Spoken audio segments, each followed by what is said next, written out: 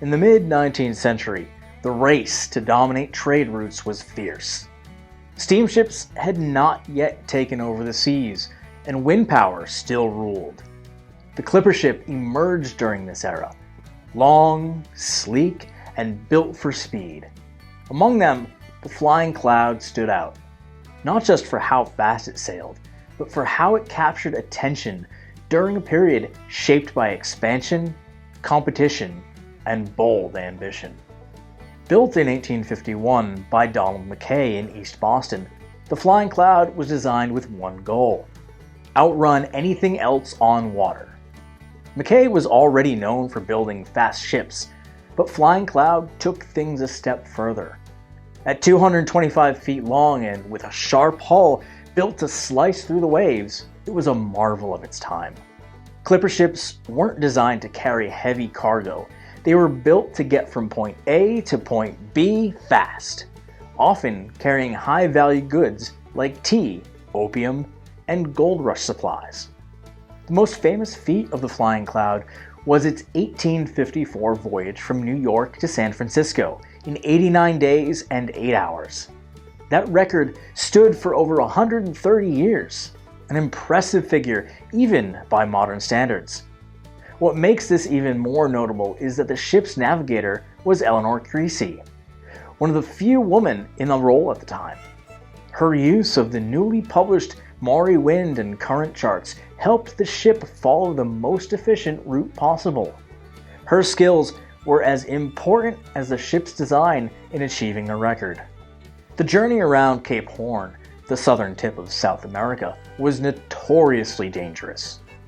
Ships faced brutal winds, massive swells, and unpredictable ice. But that's the route the Flying Cloud took, and took with confidence. Creesy's ability to read currents and McKay's design choices came together to make it possible. The gold rush was a major reason why speed mattered. After gold was discovered in California in 1848, people were desperate to get there and to send supplies to the region. The faster a ship could travel, the more valuable its cargo run. Ships like the Flying Cloud became crucial players in this system. If you could reach San Francisco in under 100 days, you had a competitive edge. McKay's decision to build such a ship was part business gamble and part engineering challenge. He used the best materials and pushed the limits of what wooden sailing ships could do. But it wasn't just about the ship's body. The sails, rigging, and crew coordination all played major roles. A clipper like Flying Cloud carried a huge amount of sail area, demanding an experienced and disciplined crew to manage it properly. The wrong move in high wind could break a mast or snap a line, accidents that were often fatal. Beyond the speed records and technical details, Flying Cloud also reflects how global trade and migration were changing in the 19th century. Ships had to be faster because the world was moving faster. The Atlantic and Pacific were no longer vast barriers, they were trade lanes. Goods, people, and ideas moved in greater volume and speed than ever before. In this environment, the Flying Cloud was a symbol of progress and risk, of what could be done when human skill and design were pushed to their limits. By the 1860s, though, the age of the clipper ship was ending. Steam power was becoming more reliable, and the competition of the transcontinental railroad in the United States gave people a faster and safer way to move goods across the country. Sailing ships had their place, but they couldn't compete with the consistency of steam. The Flying Cloud continued sailing, but its prime had passed. It was eventually sold to British owners and later wrecked in 1874 after grounding off the coast of Chile. No one died in the incident, but the ship was lost. Still, its story remained.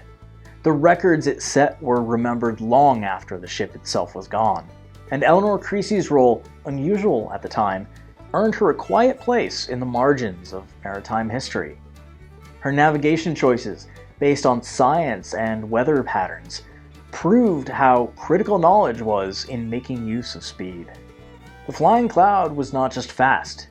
It was smart, sharp, and ahead of its time. It captured what was happening in a changing world. Trade routes expanding, old barriers breaking, and people willing to take huge risks for the promise of reward. It sailed through storms, rounded dangerous capes, and connected two coasts with a swiftness that others couldn't match. While it's easy to romanticize ships like this, it's better to view them as the product of real decisions, real craftsmanship, and real stakes. The flying cloud wasn't magic. It was work. It was math. It was sweat, wind, and timing. And for a brief window in maritime history, it was the fastest thing on water.